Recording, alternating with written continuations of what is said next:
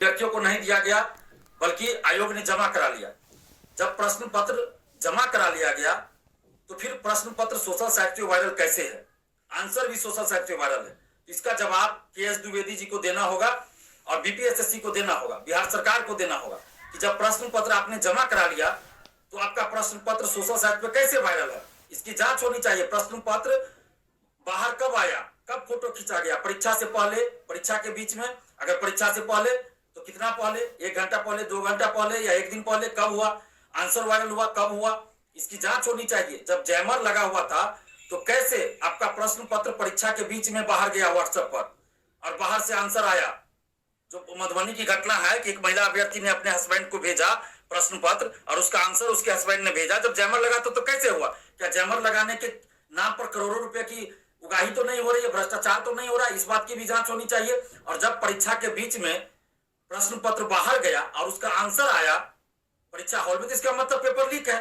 इसमें तो और कोई सबूत की जरूरत ही नहीं है, तो साबित हो रहा है कि आपका पेपर लीक है। 3-4 सॉल्वर गैंग पकड़े गए, तो इतने लोग तो पकड़े गए, बाकी लोग नहीं पकड़े गए होंगे, बहुत सारे लोग। तो अब ये बात तो निश्चित हो गया ना कि पेपर लीक था आपका। जब प्रश्न पत्र बाहर लाना नहीं है तो बाहर कैसे घूम रहा है? परीक्षा के बीच में कैसे महिला अभ्यर्थी ने प्रश्न पत्र व्हाट्सएप पे भेज दिया? तो इन सब चीजों से तो अब ये हो गया ना कि प्रश्न पत्र लीक था, आपका पेपर लीक था। तो परीक्षा रद्द हो, फिर से परीक्षा हो, पारदर्शिता के साथ हो। आखिर क्यों नहीं आप पारदर्शिता लाते हैं? ओएमआर शीट की कार्बन कॉपी, क्वेश्चन बुकलेट क्यों नहीं देते हैं परीक्षा के बाद? परीक्षा के बाद आंसर की क्यों नहीं जारी करते हैं? रिजल्ट प्रकाशन के साथ ही कटअप के साथ साथ सभी का मार्क्स क्यों नहीं जारी करते हैं? पीटी का रोल नंबर, मेंस का रोल नंबर और फिजिकल, तीनों का रोल नंबर एक अभ्यर्थी का एक क्यों नहीं रहता है? दरोगा भर्ती में पीटी का रोल नंबर अलग, मेंस का रोल नंबर अलग क्यों रहता है? कोई अगर अभ्यर्थी मेंस में अपियर हो तो कैसे पता चलेगा कि पीटी वो पास था या नहीं? इसलिए पीटी, मेंस, फिजिकल तीनों में एक अभ्यर्थी का रोल नंबर एक ही रहना चाहिए। यूपीएससी हो या बीपीएससी, सिविल सेवा की परीक्षा हो या अन्य परीक्षा, देखिए एक अभ्यर्थी का रोल नंबर एक ही रहता है पीटी, मेंस, इंटरव्यू तक। फिर दरोगा भर्ती में अलग अलग क्यों? अभ्यर्थियों को जानने का हक है कि किस क्वेश्चन का सही आंसर क्या आयोग मान रहा है। बिहार के मुख्यमंत्री नीतीश कुमार को मान रहे हैं अभी या किसी और को मान रहे हैं, जानने का हक है। एसटीईटी में 50-50 क्वेश्चन का उत्तर गलत था, जब हम लोगों ने विरोध किया तब जाकर सही हुआ। यहाँ तो आंसर बताया ही नहीं जाता है, इसलिए आंसर की जारी हो। जब रिजल्ट आता है तो कटअप के साथ साथ सभी का मार्क्स बताया जाए। चुनाव में भी उम्मीदवारों को बताया जाता है कि उनको कितना वोट आया। यहाँ परीक्षार्थियों को क्यों नहीं बताया गया कि उनको कितना मार्क्स आया? ये बताना पड़ेगा।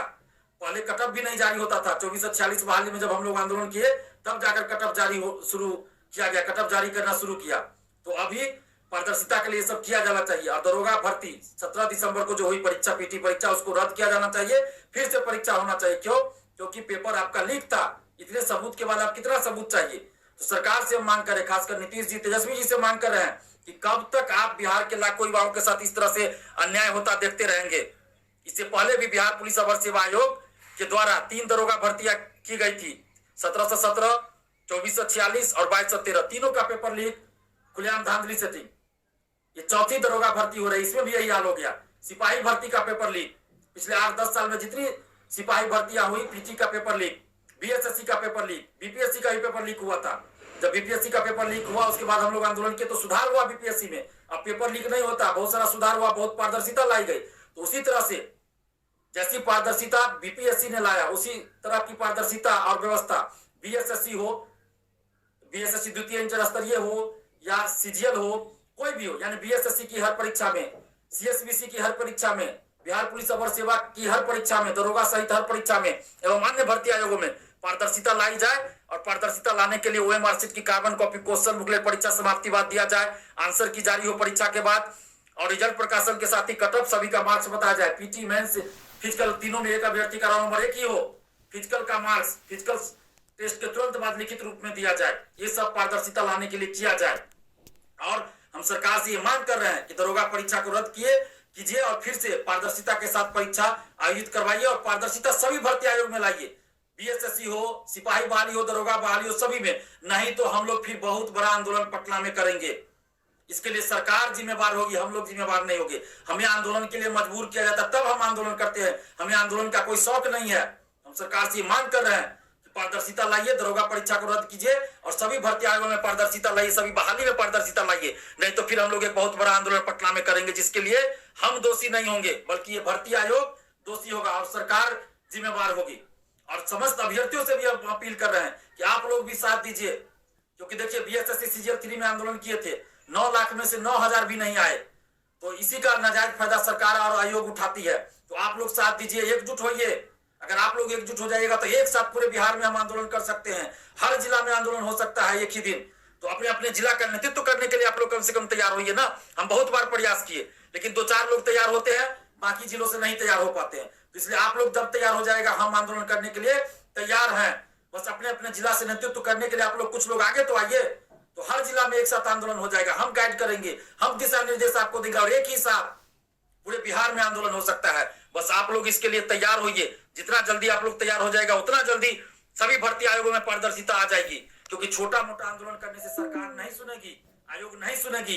एक बड़ा आंदोलन करना पड़ेगा ताकि सरकार मजबूर हो जाए। इसलिए आप लोग तैयार होइए। हम तो कह रहे हैं बार बार कि जब तक अभ्यर्थी एकजुट नहीं होंगे, बड़ी संख्या में आंदोलन नहीं कीजिएगा, सड़क पे नहीं उतरिएगा, तो सरकार और आयोग मनमानी करती रहेगी। चाहे किसी की भी सरकार हो, कोई भी गठबंधन, कोई भी पार्टी की सरकार हो, कोई भी मुख्यमंत्री हो, कोई भी उप मुख्यमंत्री हो, हमें उससे मतलब नहीं, हमें मतलब है छात्र हित से। इसलिए आप सबसे आग्रह कर रहे हैं कि आप लोग तैयार होइए, एकजुट होइए। तो दरोगा बहाली, सिपाही बहाली, बीएसएससी एवं अन्य सभी बहाली, चाहे वो अमीन बहाली हो या फूड कॉर्पोरेशन, सब में पारदर्शिता लाइएगा। बीएसएससी सीजीएल 3 का रिजल्ट आया रात में, कोई पारदर्शिता नहीं है। इसका पेपर लीक था पीटी का, उसके बाद भी देखिए पीटी का रिजल्ट आया, कोई पारदर्शिता नहीं। मेंस का रिजल्ट आया, कोई पारदर्शिता नहीं। अभी रिजल्ट आया, कोई पारदर्शिता नहीं। हालांकि जो अपने मेरिट से सफल है उनको शुभकामना, लेकिन पारदर्शिता की मांग हम सभी बहाली में कर रहे हैं। इसलिए आप समस्त अभ्यर्थियों से अपील है कि आप लोग एकजुट होइए। और सरकार से भी हम कहना चाहते हैं कि आप पारदर्शिता लाइए, दरोगा परीक्षा रद्द करके फिर से पारदर्शिता के साथ परीक्षा आयोजित करवाइए, नहीं तो हम लोग चुनाव में नोटा का बटन दबाएंगे।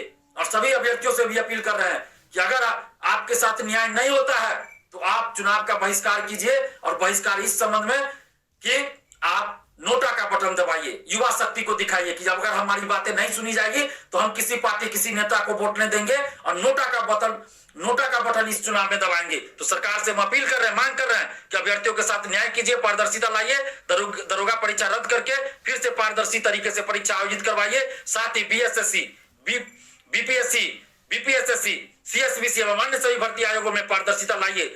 जैसी पारदर्शिता बीपीएससी, बिहार लोक सेवा आयोग में है, वैसी ही पारदर्शिता हर भर्ती आयोग में आनी चाहिए, नहीं तो हम लोग इस चुनाव में नोटा का बटन दबाएंगे।